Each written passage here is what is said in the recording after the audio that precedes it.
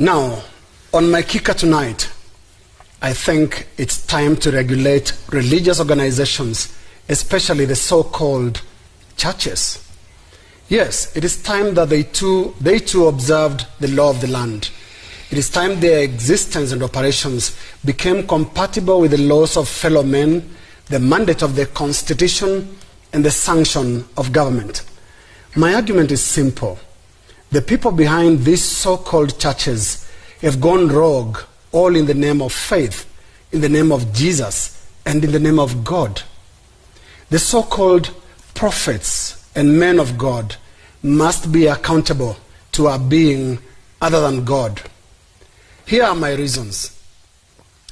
In the name of Jesus, a supposedly mighty prophet of God is at the center of an intriguing property dispute. In the name of Christ, a self-declared bishop has become one of the wealthiest real estate operatives, but the source of his wealth could well be traced to the pockets of thousands of unsuspecting investors who put their money in a saving society that soon went down with their funds. Folks, we are dealing with thieves, not men of God. These are cold-blooded evangelical vampires living off the blood of their flock in the name of Jesus. They are conmen who must have their date with our police and our law courts. It is time to stop them. Some of them preach prosperity, but only they profit. Their birthdays are major events on the religious calendar of their devotees who raise money to buy mom or dad or both expensive gifts that range from designer watches to top-of-the-range cars. They live in palatial homes that would make the late drug lord Pablo Escobar blush. And even the Russian oligarchs and Arabian oil sheikhs hide their faces in utter embarrassment. The proceeds of Sadaqah, we should say. To these characters, Sunday, a day ordained as the Lord's day of rest and worship, has become the most profitable day on the trading floor. Offerings flow like a mighty river and onward into their private accounts in the Lord's name. In the villages where the population is even more vulnerable, these spiritual fraudsters are having a ball, eating off the hard labor of the poor, from their chickens to their cereals and even their coins. These gluttons sweep the land like locusts. Some of these preachers claim to have powers to perform miracles, some of them at a frequency that by far exceeds the total number of miracle stories told across both the Old and the New Testament books of the Bible. Some now even claim to have the power to resurrect the dead.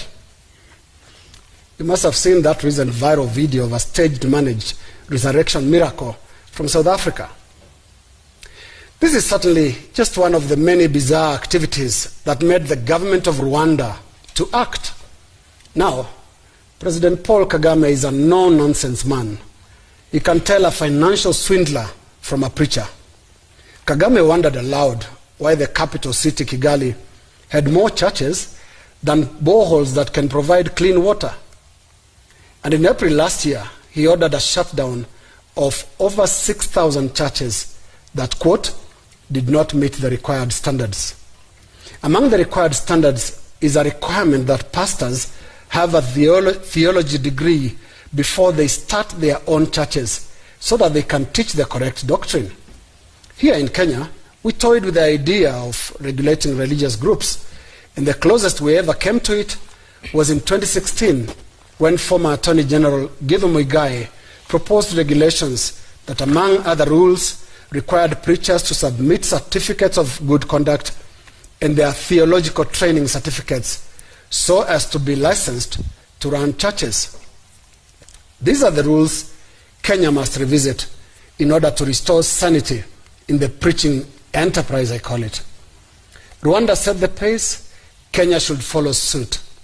Preachers must be accountable to a being other than God, and that is the law and fellow human beings who include their vulnerable followers. And let me end with some full disclosure here.